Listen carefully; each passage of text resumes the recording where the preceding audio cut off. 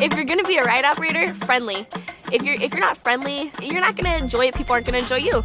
So always be friendly. That's me. Just very happy, outgoing, really good personality. Multitasking is another really important thing because you're doing a couple things at once. You have to make sure that everything is okay with the guests, that all the seats are checked. We make sure that no guests are cutting in line. Keep up on looking for trash, keep up on making sure that everyone's happy, everyone's having a good time. Everything that we do here, it's all intensity, making sure that the high levels of happiness that we bring to people are off the roof. What we do in the morning is we clock in, we get the box, which consists of all the paperwork, keys to the rides. You go there, you clean everything up, you get everything ready, open the lines. You always want to start the ride, make sure everything's working, make sure it's safe. So we get to safety ride it in the morning and we get to ride it before the park opens. And we just make it a top priority here for the guests, so making sure that we keep our safety as well as theirs. We also make sure that we have our line going through as quick as possible. We're constantly engaged with our guests so that they're just not standing there not having fun. They're pumped up, getting ready to have fun to go on the roller coaster. Being always around people and being always talkative and being always checking seats and running back and forth and being crazy, like that's what I do best, so I love it.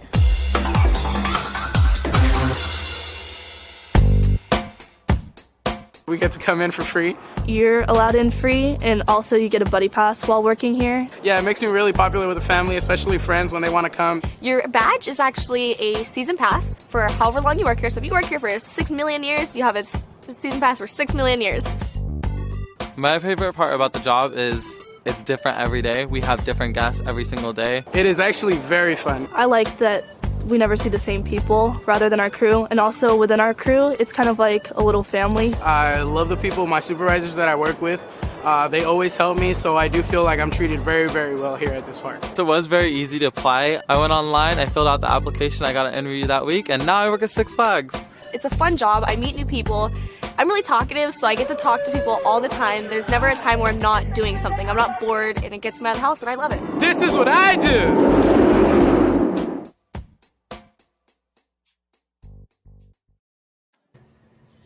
Hey, boys. I'm ready to apply. Yeah. Brought me back. Where the hell do I sign up? The one girl's comment had me cracking up because it can be taken one of two ways. She's like, I'm so happy that we never see the same people. And I know she's supposed to mean that as a compliment, like, oh, every day is new people. But in reality, I took it as like, oh, those fuckers from yesterday, I don't have to see them again tomorrow. I'm done with them. See you next year, maybe. Exactly. They don't tell you when you get there, you're working in foods. That's just the commercial. That's so true. All right. Hello and welcome to episode number 14 of Some Great Adventures, a podcast for old friends who met and worked at Six Flags Great Adventure in Jackson, New Jersey. Chat about our days at the park. I am Steve Hicks, and my co-hosts are Scott Loudon, Chris Peluso, Andy Auletti. Awesome. Our podcast continues to be made possible by our awesome friends at the Shared Universe Podcast Studio. Look them up for any and all of your podcasting needs. We're also recording live via Facebook Live right now. The video will be available on our Facebook page forever until Facebook hates us and takes it down. And the audio version of the podcast will be available on all podcasting platforms this coming week. So, gentlemen, let's talk a little bit about park news. So the park is initiating something called Power Hour, which they're doing in May. And it's on Thursday and Friday nights. It runs from, I think it's Thursdays, it's like 6 to 10, and Fridays, it's like 6 to 11. And basically, it's kind of like the seasonal events where if you have a season's pass, you don't have to pay extra for it. You have to reserve it, though, just like you do for the holiday events. And you can reserve a ticket and you go in. It's limited. They only allow a certain amount of people, but they don't say on the website how many. But the idea is that they only open the coasters and a couple food stands. And for those 2 nights during this month, you basically just go and ride coasters over and over and over and over again. So it's kind of cool when you think of it like from the coaster enthusiasts and stuff. But it's also like kind of crazy because you're like, it's freaking cold out still here in New Jersey. It's alternating every other day between 80 degrees and 50 degrees. So it's kind of weird, Are they open on Saturdays normally anyway? Yes. So the park itself opened a couple weeks ago. Safari opened as well. And this weekend, Hurricane Harbor opens, which really made me laugh because that's a weird place to open right now with the weather it is. Yeah, but yeah, I mean, to their credit, though, let's be honest. Like this time last year, it was in like the freaking 80s and 90s already, and here we are this year. We're alternating between 60s and 70s and just hitting 80s every other day. So it's kind of weird. So I wonder how successful they are going around the park, kicking everybody out who doesn't have a reservation at 6 p.m. I mean, it seems a little weird. Well, no, Power Hours is only Thursday and Friday nights. Only open at that time, right? It's only at that time for Thursday and Friday night. So on Saturday and Sunday, it's not. It's regular park. I think it's inspired by those crazy winter fuckers, man. They were like, these people are going on coasters when it's 35 degrees, 20 degrees. So they'll do 60. You might be right. You might be right. Show up in shorts and t-shirt. Yeah. I mean, although I will say, I did look at the list, and it looks like pretty much every coaster is open, including like the kiddie coasters, which is a little weird. But that's kind of cool because if you were just a coaster enthusiast, that is kind of cool. You just sign up if you have a season's pass. It doesn't cost you anything. You go, and then you just run as fast as you can from ride to ride to ride to ride to ride and ride to coasters. It's kind of neat. I can't believe they're able to staff that. That's what I was shocked about too. That's soup heavy. That's soup heavy right there. Yeah, that's full timer and seasonal soup running all that shit. Yeah, I would think so too. I think even maybe some soups from Foods and those other places that are closed, man. They may have gotten some training. Yeah, totally true. Hey, quick sideline. I could see the Facebook Live chat, so thank you, Bill. We love that you love the podcast. Hey, Barry. Hey, Skippy. How you doing? However, can you guys actually? I don't have the option to type anything back. Do you guys? Let me see. I don't think so. No, right. we always usually comment. Yeah, verbally comment. Yeah. So, all right. So, hey guys, hi. We can't type back, but we see you. We do see.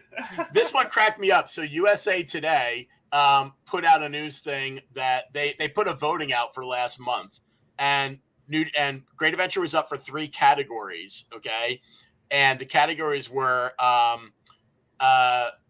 best roller coaster, okay, best outdoor water park, and they were up for best roller coaster. They were up for El Toro. Best outdoor water park, Great Adventure was up for obviously Hurricane Harbor, and then best new theme park attraction, they were still up for Jersey Devil, which kind of surprised me because that's last year's attraction, but that was in their thing. They did not win 2 out of 3, but I mean, it was, I believe, open to every park. However, they did win. El Toro was voted as in first place for best roller coaster by USA Today. El Toro is a good ass roller coaster. It's pretty badass, right? Coasters. Yeah, I I've never agree. done any of those 3 things. Really? Oh man, you're living a little too far away, my friend. We need to get you back out here, man. Yeah, I'm not doing those straight down drops. And I do live close by. I used to do it when they were paying me to. When they weren't paying much. But, no, I need a little bank. I hear you. And then, like I said, Hurricane Harbor opened this weekend, so they're sort of fully open at this point. But I don't think they're full time yet. I think they're still weekends only. And the other news I have is that I did get confirmation that, and I think this is awesome, Rich Giannoni was not part of the full-time culling that they did recently. Rich is still there. So we still have one friend left at the park from the 90s, which is awesome because I love Rich. So that was good news. Here's something that I love about doing this podcast is that people that I just haven't thought of because I didn't stay in touch with for, I mean, we worked there in the 90s and the 80s. So the people I haven't stayed in touch with, I just forget about. And half of that is why we're doing this podcast, because we're all getting old and senile. We want to get our memories down here, but it's kind of cool. So to the point of the chat, out of the blue, I got a really cool, Facebook email from Barry Gould, aka Skippy, which was so cool. I haven't thought about Barry Gould in years, and I fucking love Barry, so that was awesome, We also got one from Allison Page from the ops office, and that one kind of shocked me because I for a minute, I actually couldn't even remember her. I'm like, I remember the name. And then I had to like look at her face to be able to even remember her because that's how bad my memory is getting. And then she cracked me up though, because she said she specifically remembered Peluso being afraid of the office people because he couldn't get his turnstile and timesheets up quickly. It was the best because we were going till like 2 a.m. and whatnot, right? And she let me have it one time, and I was just like, it will never happen again. Then she loved me because like I was just like, I don't give a shit how late we're here. I was like, we will be the first ones up there. She loved me. I mean, look, no offense. Me and Andy come from a long lineage of 120 on the other side of the park from the ops office. You're fucking 5 feet away from the ops office. Yeah, Why man, couldn't you get your shit in on time? What's wrong with you, Peluso? I don't ever remember that being a problem. No, me either. Well, Peluso's probably scrubbing the Batman with a toothbrush or something. All Exactly. I was picking the cracks. Sure you were. Bring me spoons and knives. Oh, man. All right, boys. Well, being the April and May are when the park is ramping up and hiring and training for their new 2022 season, this seemed to be the perfect time for us to talk about both of those things.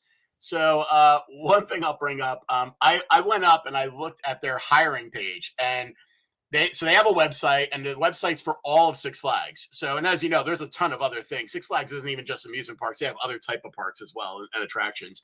But you have a drop down. You can pick what park you want and see what's available to be hired at.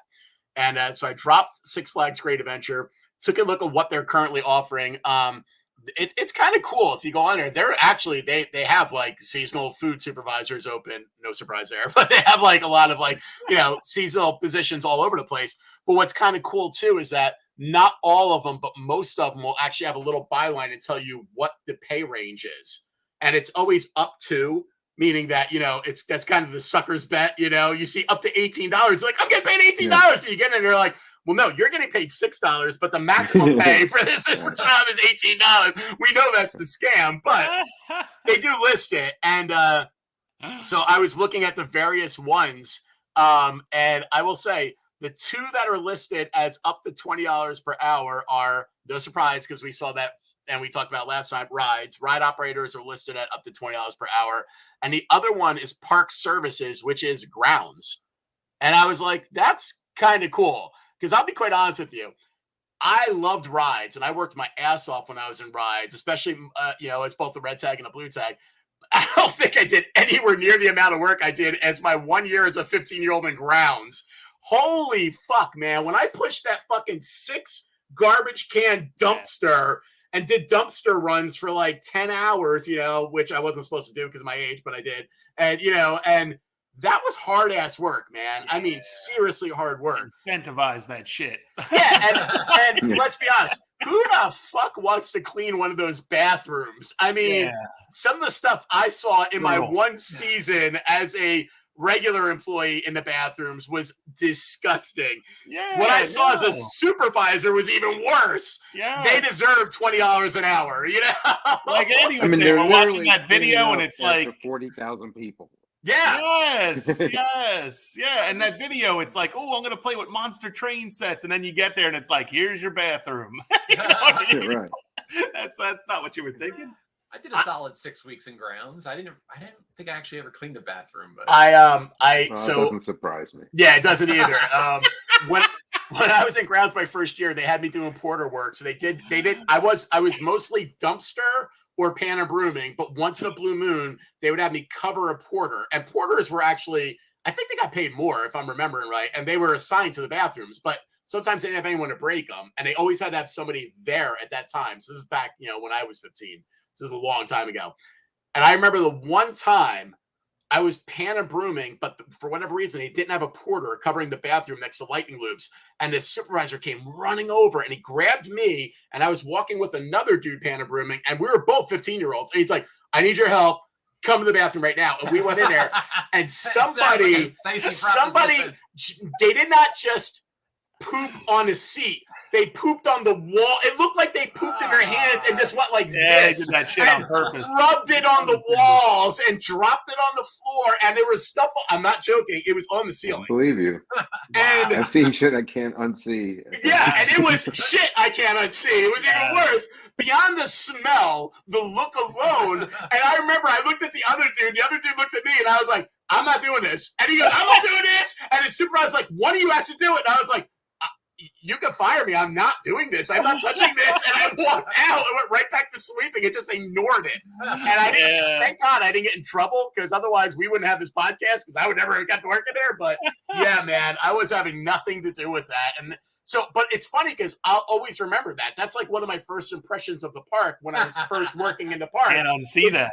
Yeah, you can't unsee that. And it's like, so when I was looking at these prices, I was like, oh, they deserve every fucking dollar they get, man. You know? I would throw foods in that mix too. They should incentivize foods. Foods is brutal. It's not disgusting. Not as disgusting, but equally unpleasant. I agree with you. Now, I never worked foods in the park, but I have worked foods outside of the park. Simple foods. I worked at like an Auntie Anne's, okay, the pretzel place, which, so, you know, that's much simpler, almost skilled labor, because you had to learn how to make pretzels and flip them and shit. It was kind of fun. But I've never had to deal with fryers or griddles or any shit like that. I've never actually cooked, which I know is a pain in the ass. The cleaning process is and the cleaning's a pain in the ass too. Yeah. Now, that all being said, let's talk about how much they actually pay. We're going to go down in range. The next lowest pay is $18 an hour, and that's landscaping, which I told Scott, I think if I was 15 now and they had that up there and I had an opportunity to get $18 for landscaping, I probably would have gone into landscaping, because if my only choices were grounds or landscaping, I don't need a social aspect. I don't want to see people. Put me in landscaping. I would have been a landscaper. I mean, for $18 fucking dollars an hour, fuck yeah. And I don't know if I would have known then, but that's a skill too. Like it is a skill. You can apply to your house and even use later on. I thought the same thing. And you don't deal with the fucking public that much. How many times do you see landscapers interacting? Yeah, they don't interact, you know? So that one was you might cool. just be driving that water truck around, watering the hanging plant or something like that. Oh my God, that sounds like Zen. I want to do it right now. Yeah, for $18 an hour. Compared to my daily job right now, which is all stress, I'll fucking do that. Yeah. The other two dropping down to $17 an hour, and this kind of made me laugh that this is 17, but grounds and rides is 20, because I kind of feel like one of these should easily be 20. Is security is up to 17, and I'm like, oh, so you can get your face punched in, but you know, you're only going to get 17 for that. You know, so it's all about supply and demand. People want security more so. And then to figure out how they're balancing the scales, lifeguards get in Hurricane Harbor get 17 as well. So you know, save a life, get punched in the face. Either way, you're only getting $17 an hour. You know, so. That sounds like a great job, though. I wouldn't mind just doing that for $17 an hour. The lifeguards? They mostly just stand around. Right. You know, it's funny. I don't think so. I think lifeguards are exactly the same shit as our regular ride attendants in 160. Because they have all the slides and they have a Koala Canyon. They have like all these. They're pools. calling them lifeguards, but they're attendants as well. I think they're basically just ride attendants. Well, I mean, you sit at the top of the slide and you just like, next. But yeah. But I mean, some of them still got to lift them motherfucking rafts. Those rafts suck. You know, and some of them still got to like fill them all up in the morning. Yeah, and some of them still got to poop scoop the poop out of the Koala Canyon. Get the Winnie the Poohs out of the tube like me. Get wedged Another in there. thing I never did on my 3 years as an Adventure River supervisor. That's true. Lucky bastard. And then of course Peluso. There's two that are in the range at $15 per hour. Ready? Games. Nope. Games isn't even listed. It's listed under the all other.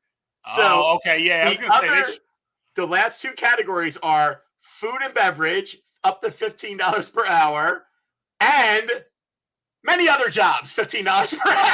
Oh, that's some bullshit right there. That's why they You gotta incentivize foods, or you're gonna have nobody in foods. My God. Andy nailed it on the head too. That's exactly why they're like, I can't even afford lunch. Oh my God, yeah. No, that's crazy. Oh, I think of that Yum Yum register and all those people online.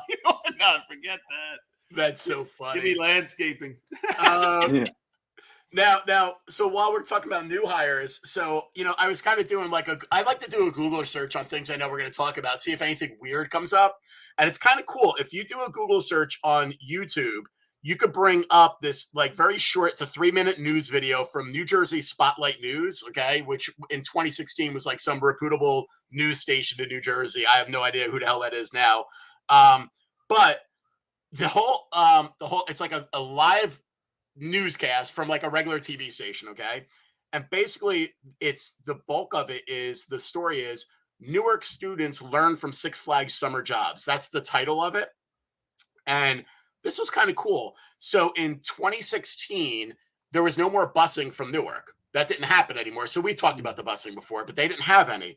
So what Newark did is they got their own sponsors and they raised $90,000 to be able to get 75 of their teens from local Newark high schools to be able to work at Six Flags. And they worked with Six Flags to secure the jobs, and the busing they took care of through the $90,000.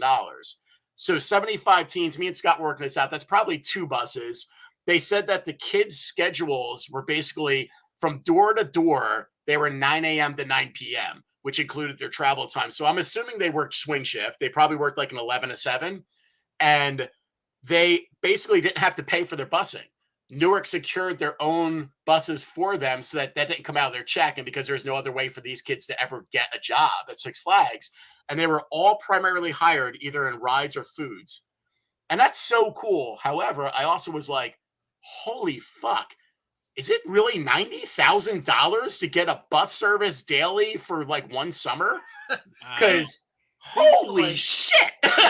Yeah. Seems like it would have been cheaper for them to rent a shanty in the shanty town they were I mean, yeah, it probably would have been better to let them have the foreigner on-site locations. It's like saying at the park, right? And they could probably, meet their future wife or husband, just, marry him for a green card. Yeah, I mean, I guess what was really going through my mind too is do we even think 75 kids made $90,000 that summer? Probably not.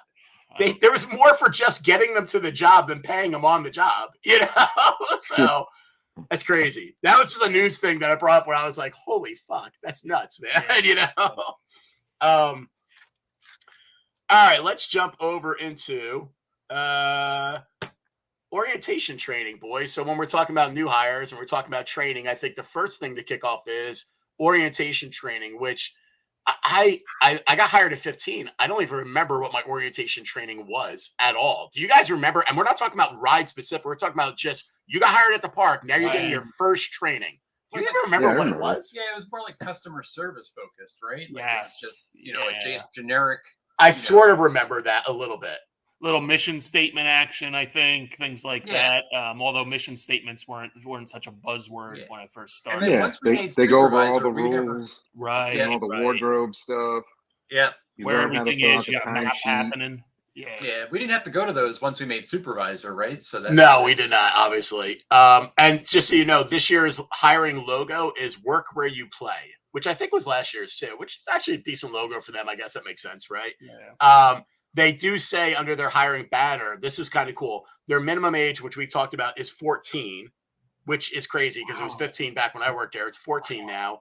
But it does specifically note there's age restrictions on certain jobs. So that doesn't mean that you're going to be able to work rides at 14, just like we couldn't work rides at 14. That's why foods is $15.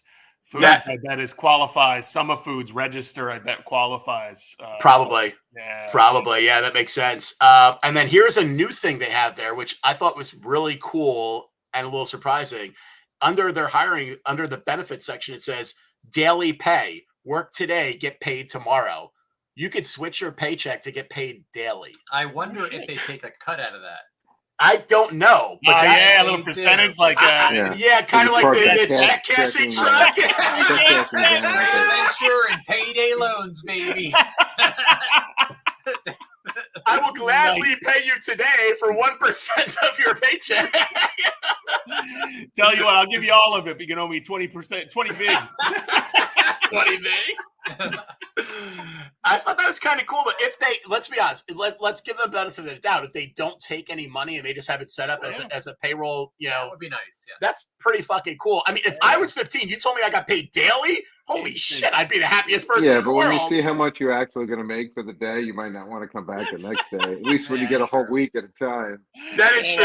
That is absolutely true. It hurt. Although, if you're over 18, you're doing buku overtime. It's kind of cool to see that drop in daily. You know what I mean? Yeah. Although then it's probably ultimately kind of to your point, Andy. It's probably really disappointing when you go back to a regular shift. You're like, oh, that's all I got today. $25 today. I guess I could go to a movie, but not a 3D movie. Go by myself. I can't bring a date. It's great, man. Nice. Oh shit. All right, let's jump into some other stuff here. All right, Andy, you had brought up something, and I couldn't remember it, so I figured I wouldn't even ask you. I'd wait until we were on here. What the fuck was hot training? Because I remember it, but I don't remember it. What was hot training?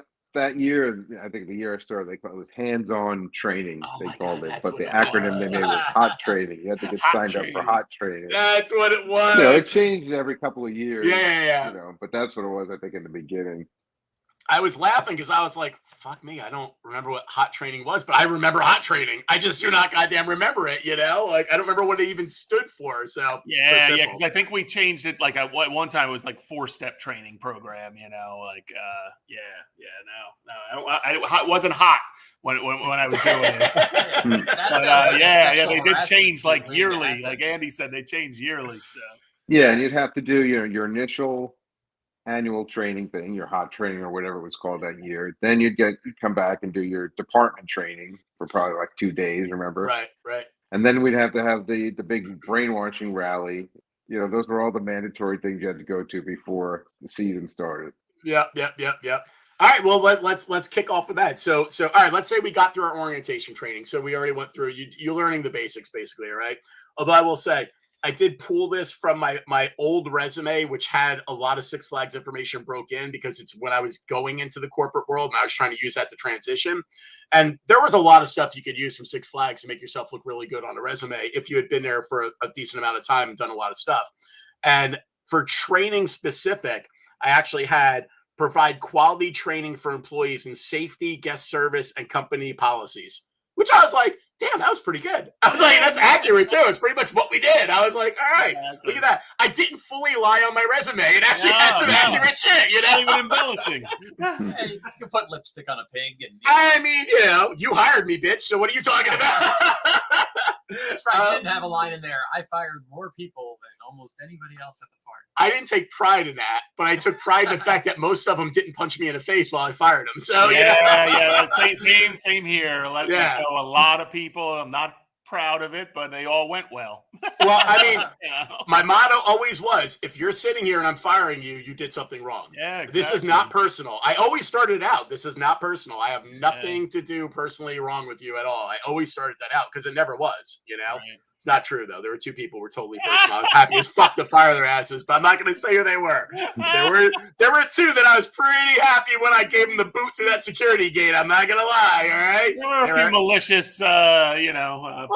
Hey, some people are assholes, and they need to go. Yeah, they were doing things deliberately wrong, to hurt other people. Yeah, exactly. Needed to go. I think the big kickoff for us, if we're going to focus on what we know the best as a mutual group, we know Ride's the best, obviously. So I think the big kickoff for us was probably train the trainer, right? At this time of the year, it would be, we would bring in all of our old people and do the train the trainer session. So I'll pass it off to you guys. A month, maybe a little more before the park opened, we'd have to bring in the people who were going to train all the employees. And that was my favorite because it was all the people you knew coming back. And most of it was just BSing because everybody already knew the rides they were going to train on. I agree. So, right. That's definitely my favorite of those sessions. It was your leads or your best black tags. For a few years. Yeah, the people you knew that were actually going to test or the people that never wanted to be in charge but knew the ride in and out like fucking fabulously, and they could pass the trainer's test. They could literally write the trainer's test. So. It was mostly leads and assistant leads that were trainers, but it wasn't just, Yeah, definitely trainers. And the trainer's test wasn't you know, exactly. It wasn't like multiple choice. You had to write all these essays. It was essays. All these It was, processes. Of course. And do you remember? I want to say early on. I want to say I think we got maybe a day at best to actually plan what we were going to talk about. You know, I don't remember having no, we did not a large amount of time to come up with the agenda for what we were going to go over. A lot of it came from full time, but I even remember the first time I think I was doing one and was like involved as a soup. They were like, "We want you to warm up the crowd and do like a welcoming thing," and it was like 10 minutes before we started. That was in. I have news for you. That was in Showcase Theater, right in 150, and that was the first time that you went on my radar. Because before that, you were someone that everyone loved, but I never really interacted with you. And I was like, what's so fucking big about Peluso? Peluso, yeah, this motherfucker, he just sits there quietly over on his side. He doesn't do shit. I don't know why the fuck everyone loves this guy. I have no idea. I never partied with you before that. Never really hung with you in the park. Just knew you as a stupid. Yeah, I just knew you as a soup in another section. And then all of a sudden you came in that year. And I remember, I just remember Billy introduced it, and then he brought you in, and you were like, yeah, everybody, yeah, everyone, hands up. And it's like you were like trying to pep the crowd up, and you were running back and forth like you were like, it was almost like you were one of those televangelists. And I was like, where has this fucking guy been? I think I was sitting next to maybe you, Andy, but definitely Shag, because I remember looking at Ken Mount and going, what the fuck is this? He's like, that's Peluso. And I was like, holy shit, man. I remember I was still the lead of Rapids. I remember watching you. I was like, who's that fool running? Yeah. The other thought I had was, would it kill them to turn the damn heat on in this place? Because it was like March, and they didn't freaking put the heat on. It was freezing in there. That's why Chris was running around. I got a little warmed up. But yeah, I could be exaggerating. I don't remember exactly, but I want to say it was like right before. There was like no warning whatsoever. It was just like, yeah, we want you to warm up the crowd. I was like, dude, I love that even more because you never said that. I never knew that. I just remember, I literally right now in my head, like I said, I'm getting old and senile, but I have like a video in my head of you running around trying to get the crowd pumped, and it worked. For the most part, I mean, you had a couple assholes like Scott that were like, boo! But for the most part, the crowd was so into you. They were like, Peluso, Peluso. And I was like, what the fuck is going on here, man? That was crazy. I remember Stephanie just kind of like laughing, like, what are you going to do, dude? I'm surprised they didn't put you in a Bugs Bunny suit or something. Oh my God, they should have. That would have been the best shit ever. And then a shout out to Gare. I think when I left Rides, Gare took that over, and he came into the Rocky music, I think, one time, which I love. He did. He totally did. Yeah, I mean, trainers were fun times. And like you said, the best thing was that you lost touch with a lot of people, because back then there was no social media and shit. So there was no texting. So basically, if you didn't call somebody and actively talk to them over the winter, you don't know what the fuck happened to anybody. Like, you lost touch with except the people you were closest with. And so very different time than now. I mean, kids now, they just fucking text each other, FaceTime, all that shit, you know? Back then, that was it. You said your goodbyes when the fall shut down, and then you didn't see someone again to the next year. And by then, you know, we were in our formative, you know, growing years. So people would be sometimes very different, you know? They'd go out looking like Britney Spears and come back looking like a goth, you know? And you're like, what the fuck just happened to this person over the winter, you know? Like, so it was fun. Train the Trainer was like where you kind of reacquainted with everybody, and you know, it was that those were definitely. It was similar to like high school, you know? Yeah, for sure. Yeah, it was. I love Train the Trainer. I thought it was pretty fantastic. And then so let's talk about training. Training was pretty simple. If you're in rides, your training was basically you had an attendant checklist, an operator checklist, you had an attendant test, an operator test, and you had a trainer's test.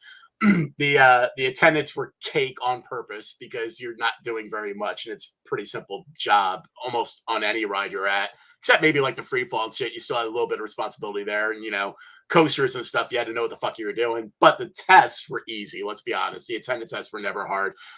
I cannot believe I'm not remembering this, so I'm going to pass it to you guys. But I believe all the attendant tests were just purely multiple choice, right? Yeah.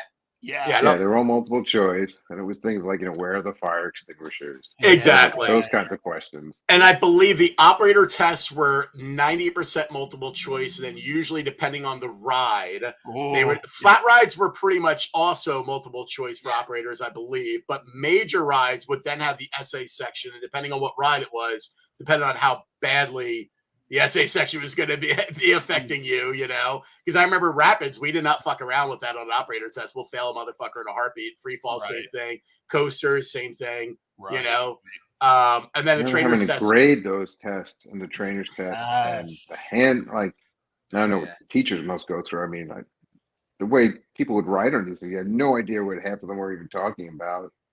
Do you also wait? Do you also remember when someone wanted to be it would be like start, key, ride, button, lift. What does this mean?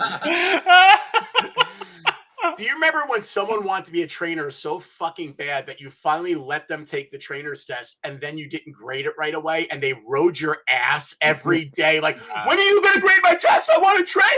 It's like, I'm not there yet. And they get so mad at you. I mix it up with the operator. At first I was like, oh, there's a lot of essays. And I was like, no, I'm thinking of the trainer test, and that was brutal. Like, it was like almost all. I think, wasn't it all essays? I can't remember. It was all. Yeah, trainer test was always all essays. Yeah, and like Andy said, it's like it's there is a correct answer, but there's a little leeway, and some took a lot. Some people would write stuff too. It'd be like multiple sheets of paper, which they really knew the ride. Those are the worst. Maybe you want to fail them just because of that. Freaking, make you read all that. Or they didn't know the ride at all, and they would just write pages and pages of stuff like you would tell they were just trying to come up with things. Right. Yeah, and it wasn't easy either. It was like, tell us the whole opening process for the rapids, and you have to like go from start to finish every single thing. Or like that how to has do to block happen. jacks, all those things. Yep.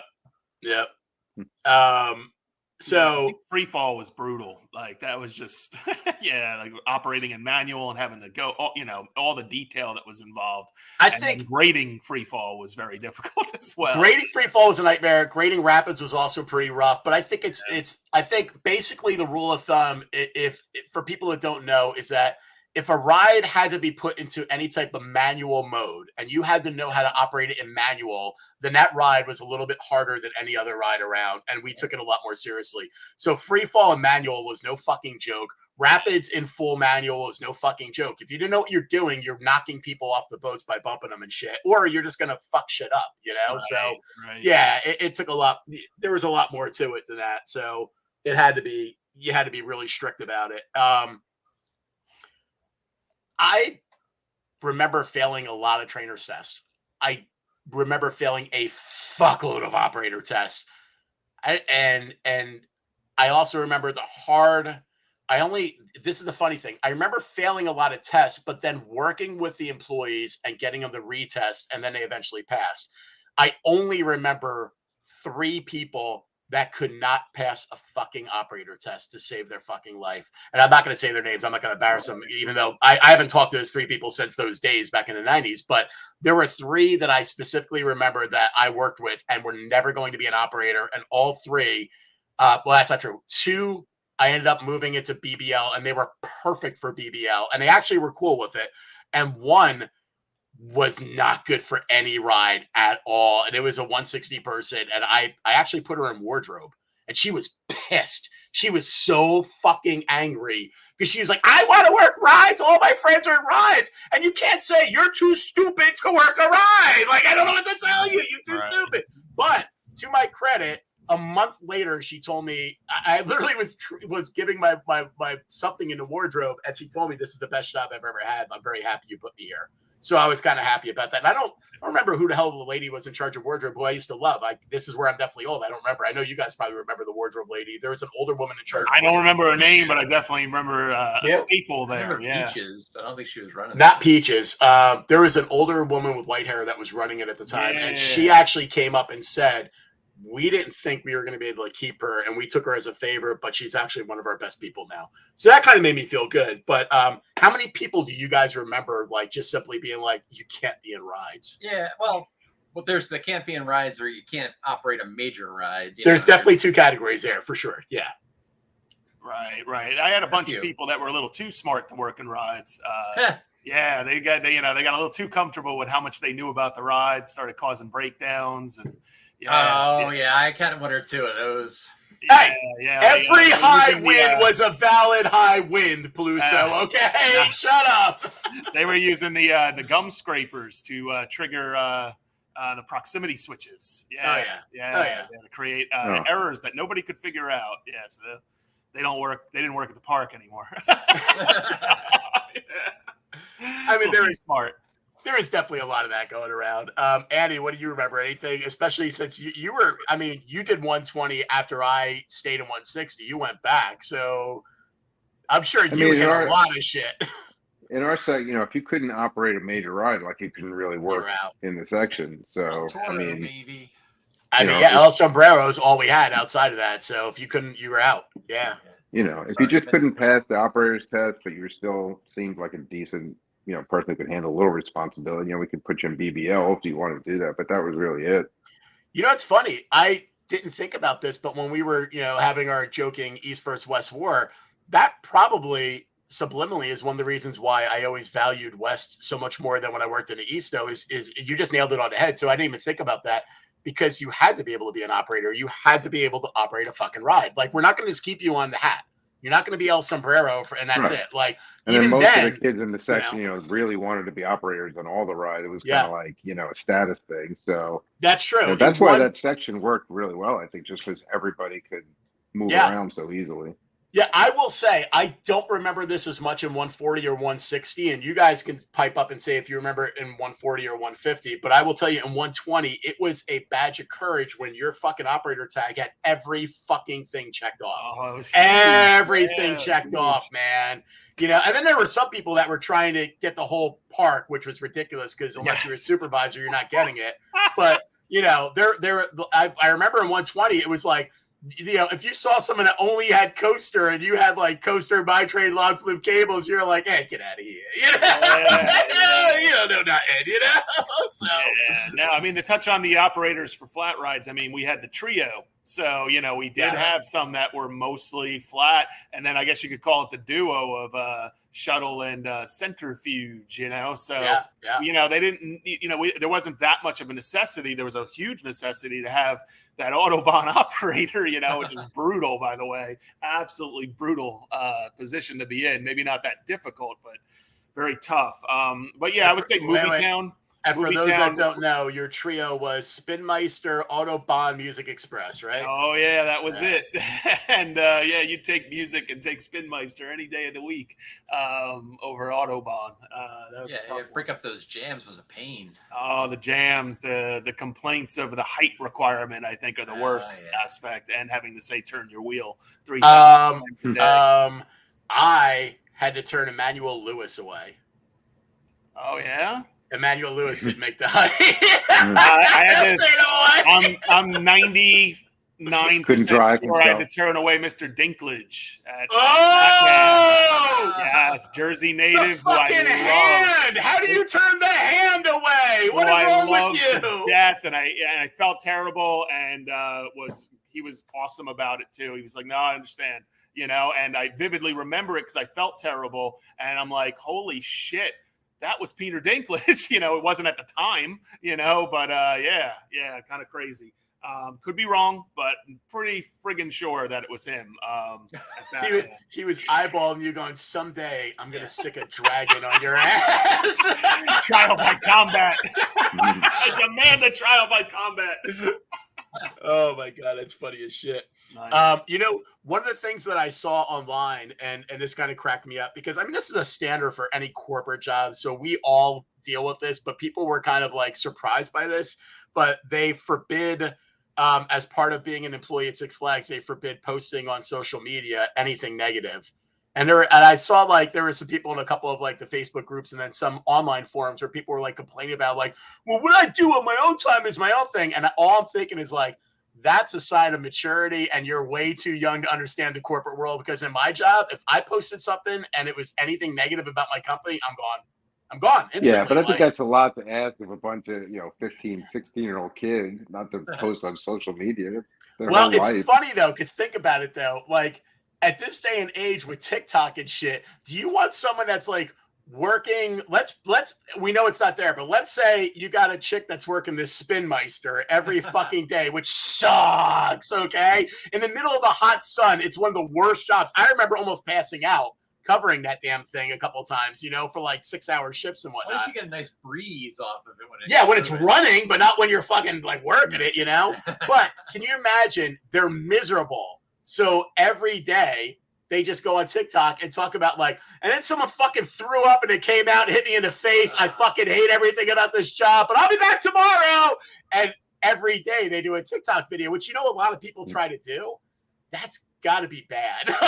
You can't have that. You can't let that go. I get the policy, because everybody wants to be a fucking Twitch star now and make money, So everyone wants to be a reality star and do all that shit. So it kind of makes sense that they put the kibosh on the social media. But I was kind of also laughing about it because I was like, if you're in the corporate world, that's a standard. You can't talk shit. You're not allowed. It's got to be amazingly difficult just to keep kids off their cell phones all day. Well, I've seen that. We didn't have to deal with that either. While we're there, yeah. We've seen it already. You'd be catching kids operating and messing with their cell phones at the same time. Yeah, we saw it at Rapids last year already. Even when I went with my family, I saw a girl sitting at Station 1 that was like, "Hi."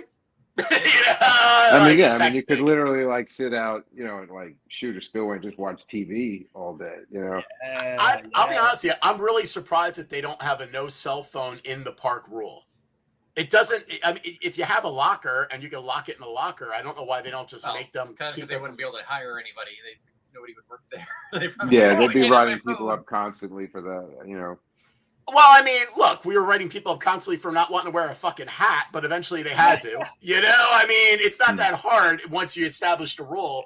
I mean, I would think that between the transition of our time and the current time, somebody, when texting started becoming prevalent, and then camera phones became prevalent, somebody would have been smart to be like, we need to put a fucking rule in that they can't bring the shit in the park, It's been that. It's become a. We did. Pagers weren't allowed, but that was. I mean, pagers were it didn't really bother anyone though. I mean, honestly, if they had one, I didn't give a shit because what were they going to do? Run from Station 2 to go call somebody? I didn't give a fuck.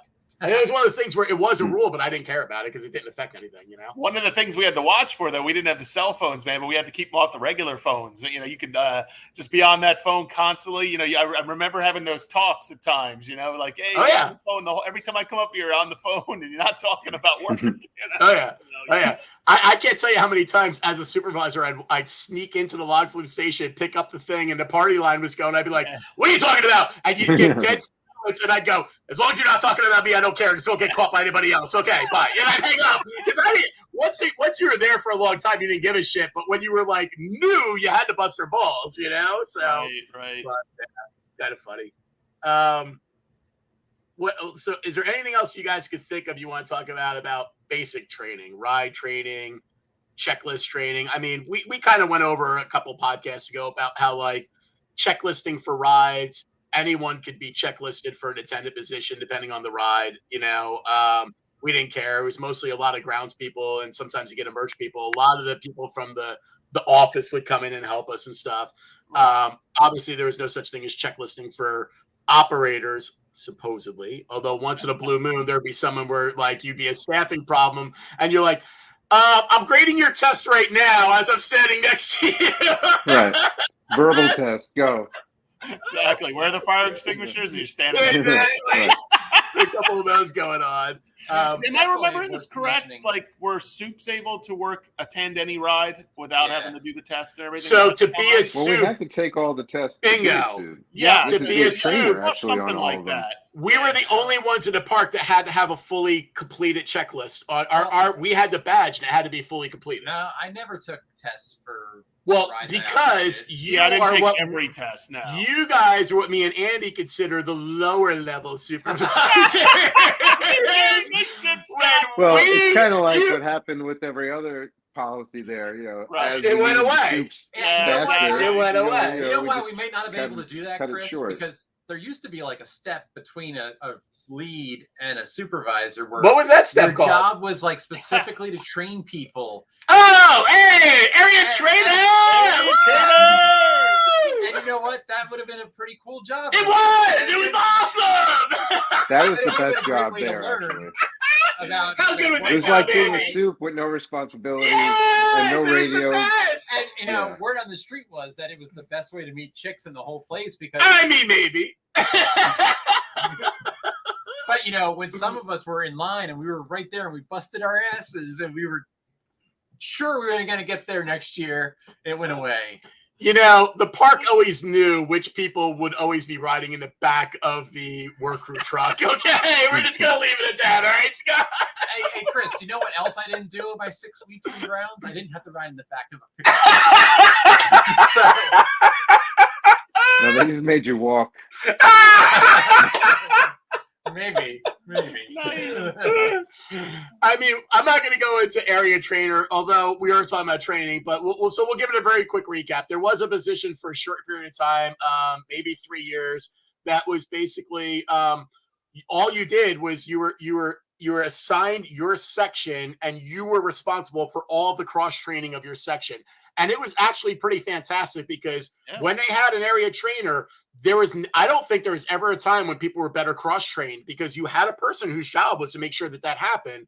So as a supervisor, you were kind of covered because they would make sure that you had, 10 people that could run everything, so it was kind of cool. However, we voted on getting rid of it and we asked for it to get rid of because at one point it was a very valid position, but by the end of the time that it was that it was still a position, nobody was using it for that anymore. The area trainers were barely ever cross-training properly. Basically what they were being used for was to staff fucking rides. And they were being used to go to other rides. And they were never given the freedom they were supposed to in the last year. So at that point, it wasn't being used as a valid position anymore. It was being used as a bullshit position that used to serve a purpose and was then just being used to help you with staffing. So at that point, we were like, then why the fuck do we have it? If we're going to there was one season where the soups were all doing the training. It was ridiculous. So if we're going to do all the training, then why do we have an area trainer position anymore? It just doesn't make any sense. So thus it was eliminated. Rightly so at the time. Although I will say it was fantastic when it ran perfectly. When it was actually doing what it was supposed to do, it was a sensational position. What about soup training? I know we've gone into in our first couple of podcasts about soup training. Like when you become a new soup? When you become a new soup. So what about that? Was there any type of special thing that might happen to you? Did maybe people watch you or get assigned to help you or maybe not help you? I don't know. For those people who may not know the ins and outs, when you were a new soup, there was this whole shadowing process, but there also was this informal kind of training that went on. It seemed like the full-time soups, one of them would be your champion and one of them would make you their bitch. Definitely a good cop, bad cop thing happening for sure. At least it seemed that way. It's, very apparent. Yeah. And I guess me and Chris got the same two tag teamers because we were one season and the next season. But yeah, it was. No, you just couldn't do anything right. I mean, she was the most scary one. I would have taken anybody else other than her. Until after your first year. Then it was just like, I was like, I don't even know this person. This is a completely different person. I was like in shock. I couldn't believe it. Because, you could do nothing I think right. That's because your second year was my first year. Yeah. And that's they can only focus on one person. So I got plenty of focus. You drew the eye. Yeah. But most of the time I remember for soup training was being at Riptide, sitting up there getting sunburned. I remember that more than anything else. I know I worked with John, and he was a supervisor trainer at the time. I know I did some shadowing, but if you ask me what I did more of anything, I sat at Riptide. I kept thinking it wasn't going to happen again. Like, we're going to get to it tomorrow. Come in, boom, need you to go to Riptide. So I was like, all right. Yeah. Well, I got sent to babysit the Viper because that was its first season when it opened. So I was basically hanging out there. And I had the funniest customer experience of anything I've ever done at the park was where this guy came through and the Viper was built so that people in wheelchairs could wait in the regular queue line like everybody else. But then everybody still wanted to go up the exit and cut the line if you were in a wheelchair. So this one guy was complaining to the lead, and I won't say her name, but I came up and I was like, "Oh, what's going on? Can I help you?" And he's like, "Oh," and I couldn't help him out. So then we called the sectional soup. I think it was who was it? Hey, it's not important for the story, but he's like, "Man, everything was cool till this guy and this gremlin came up here." And the girl did kind of I looked at I know who you're talking about. You're so wrong, dude. You're so wrong.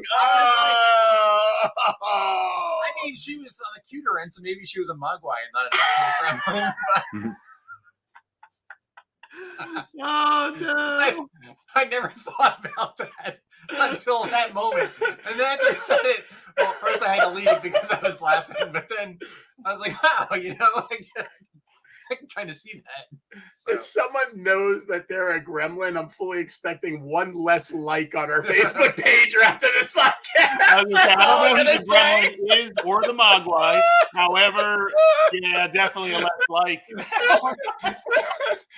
The bad thing is, I know this story and I know who the gremlin is. I'm not saying it, but I feel pretty bad right now. But it wasn't boy. Well, not for her, but it was pretty funny. Oh my God, that's hysterical.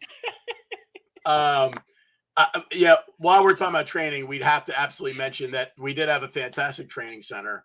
I remember the training center being manned by Irene, Zoe, Debbie King, I think Karen, right? Yeah, Karen Fanning. And Karen Fanning, right? Yeah, Karen. Was there anyone else that you guys remember manning the training center? Like full time, maybe like permanently. One time, didn't Harry run it? I think? Harry too. Barry. Yeah, Barry one Cohen. time, I believe he did. Oh, right? Barry Cohen. Oh my God, Barry that's was one of right. the first suits. Remember, That's he right. He did the training center. That's right. Oh man, training center was awesome though.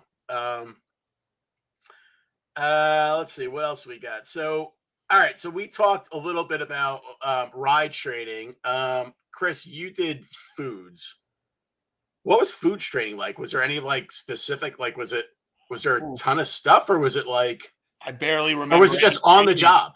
Well, I shit you not. What I said in that first podcast, I showed up and they were like, "Go to Yum Yum," because I was pool. So And you pool just meant worked you it.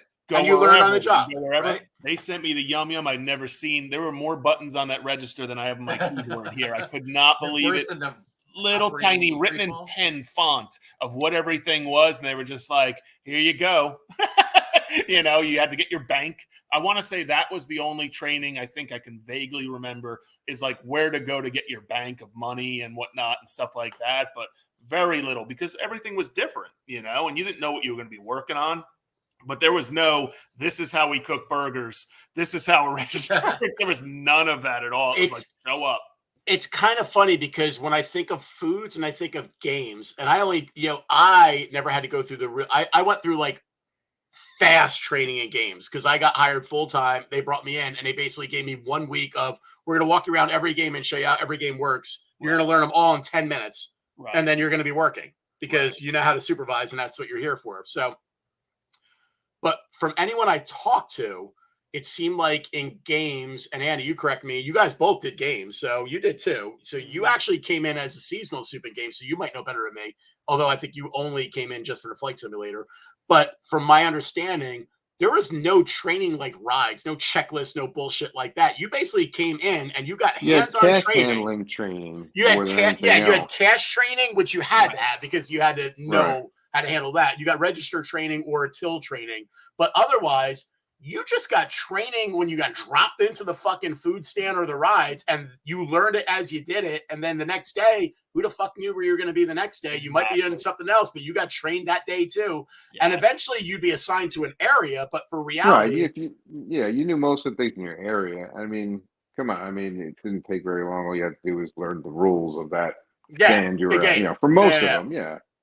Yeah, not to say some you had to know how to operate some basic stuff, like I always wondered chase though. thing and all that, But I always wonder if like Foods has like a train the trainer how to use the grill and the fryers, and they bring people in earlier. But I never heard of anything like that. It doesn't sound like they do. It sounds like they're just like, they no. had job We're just aids. gonna throw you on the fryer, and you're gonna learn that shit. Yeah, like they had job aids posted usually, which was like a one sheet basically of how you do X, Y, and Z.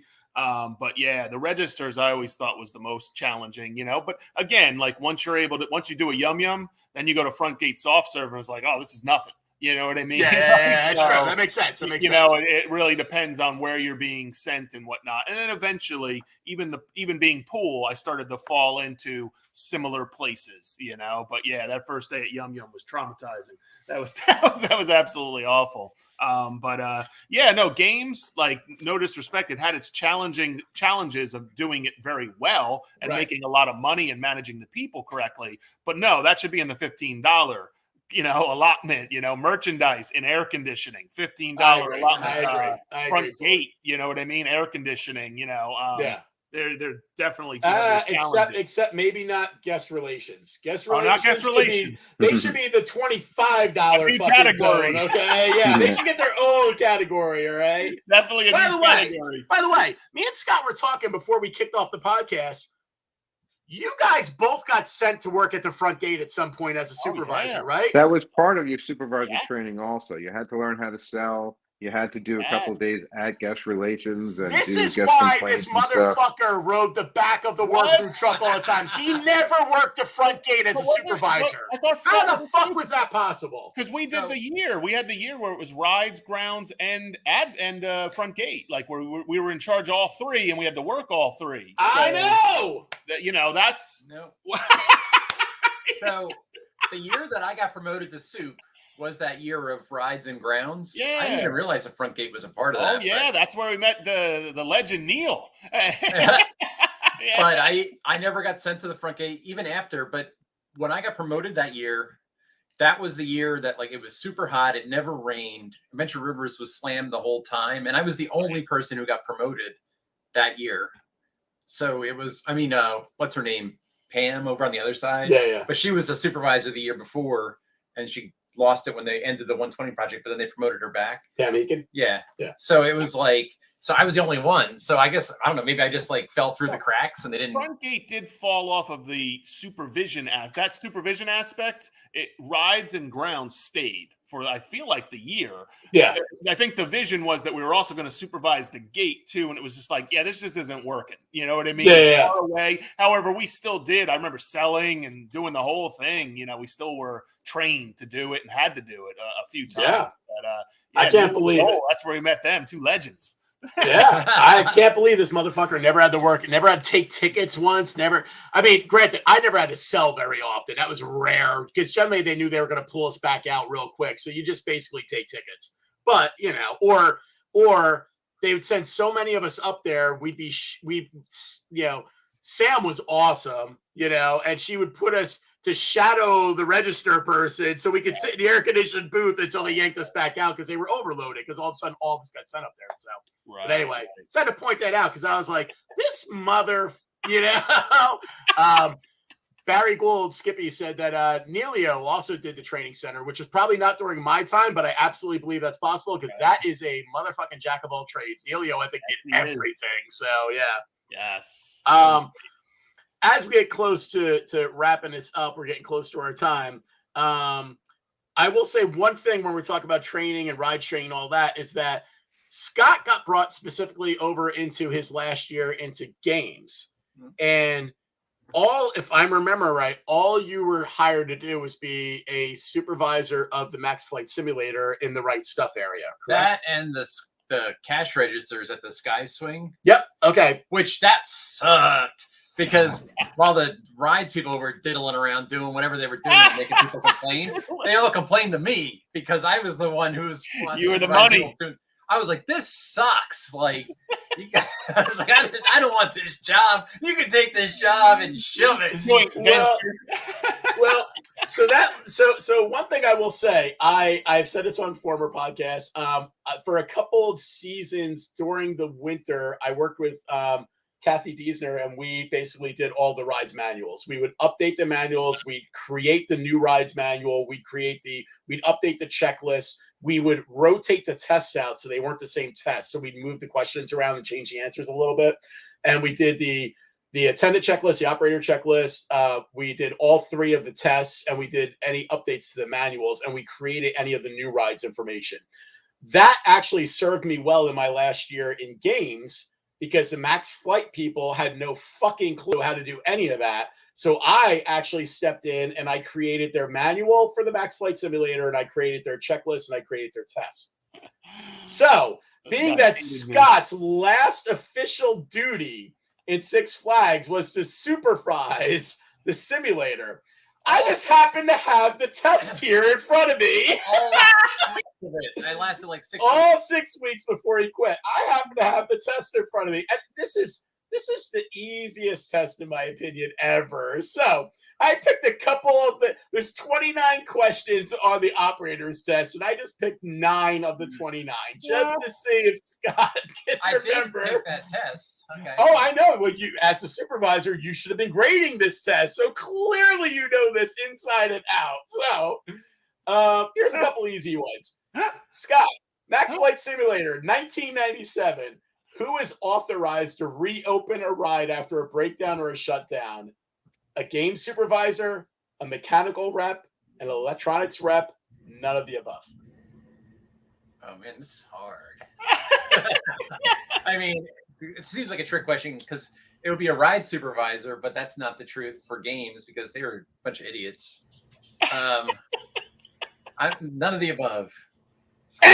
A game supervisor. Why? How could you not translate that over? Why is the game supervisor open their own attraction? I know. I thought it was a trick question. Jesus Christ. That was a trick question. All right. This might actually come across in his little mind as a trick question. When a simulator breaks down, who do you call? Fire emergency, number 5. Ops emergency, number 6. Maintenance office, 2700. Games control, 2525. I guess it would be games control. You got one right. I actually thought this knucklehead would pick ops emergency. I really did. All right, you got 1 out of 2 so far. All right. I'm not passing yet. All right. This is so simple. What's the normal flight time for the simulators? 4 minutes, 6 minutes, 10 minutes, 4.5 minutes. Oh shit! I was gonna say 5 minutes.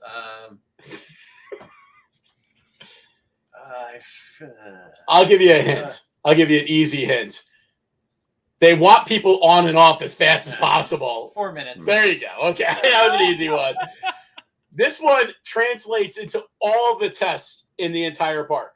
Who has the authority to close a simulator for a valid safety reason? Any employee. Yep, you got it. Yes. Yep. There you go. I didn't even have to go through them. All right. I think I'm passing now. This one might be tough, though. The definition of hourly capacity for the game's Max Flight Simulator is the actual amount of money the simulators can make when full to capacity in a given hour, or the actual number of times a flight termination is hit in a given hour, or the actual number of guests the simulators can handle in a given hour, or none of the above.